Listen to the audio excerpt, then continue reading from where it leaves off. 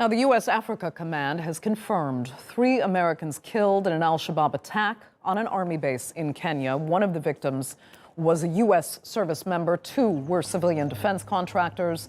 The facility is used by both Kenyan and U.S. forces and is close to the border with Somalia. The Al-Qaeda-linked Al-Shabaab says it gained access to the base via an airstrip. This is the first known attack by the group against U.S. forces in the country. 5 suspects are currently being interrogated.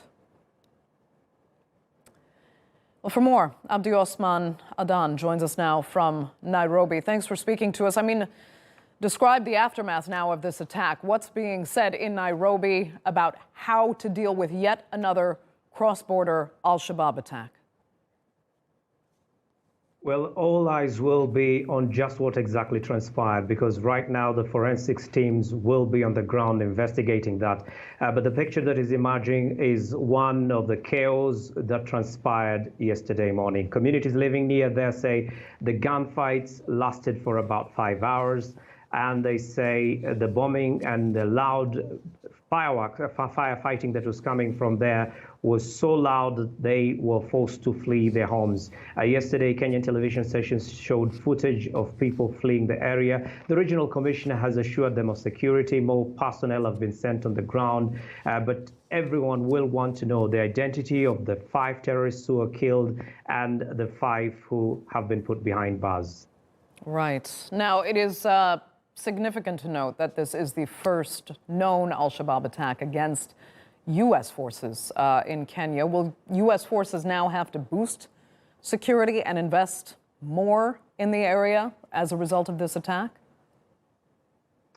Definitely, and they'll have to really revamp the entire security architecture in the area, because very little was known before this attack about their presence in the region, about the Manda airstrip, about Camp Simba, and now that's very public. So although the Al-Shabaab had really targeted this camp, it wasn't really public knowledge until now.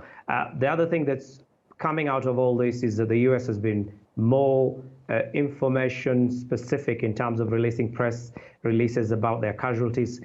Kenya has, on the other hand, talked about just the terrorists who've been killed, and many Kenyans online are asking questions whether there have been any casualties on the Kenyan side. However, the Americans will take this very seriously, because this base was very important. You do remember that following last week's terror attack in Mogadishu, airstrikes were launched against Al-Shabaab leaders in different parts of Somalia, and it is believed they came from the Manda airstrip, and this is a very crucial facility. Also, reports are emerging, plastered all over Kenyan media, about how weak the fencing and security architecture of the airstrip was.